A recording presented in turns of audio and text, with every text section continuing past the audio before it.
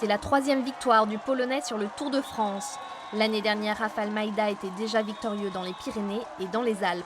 Le vainqueur de cette 11e étape a dominé toute la course et fait la différence dans le col du Tourmalet. Il est suivi par Dan Martin qui remporte le prix de la combativité. L'Italien a franchi le premier le col d'Aspin mais s'est ensuite fait distancer.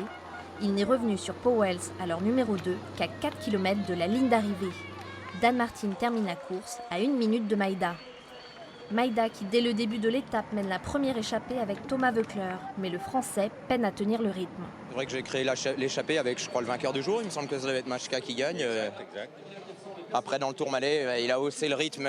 Bon, il avait une patte d'écart quoi. Sur le plat, quand on est sorti au début, je pense que j'aurais pu l'accrocher, mais dans le Tourmalet, il ne faut pas se cacher la face. Il n'y a pas eu d'histoire de stratégie. Moi, j'ai eu un mauvais passage. Mais même si je n'avais pas eu ce passage à vide, j'aurais pas pu le suivre, quoi. Thomas Voeckler termine à la 5e place, suivi par Julien Simon après un accord à quelques mètres de la ligne d'arrivée. Autre Français, Warren Barguil s'est fait une grosse frayeur. Déjà tombé hier, le Breton a dû éviter des vaches qui traversaient la route alors qu'il tentait de rattraper le groupe de tête.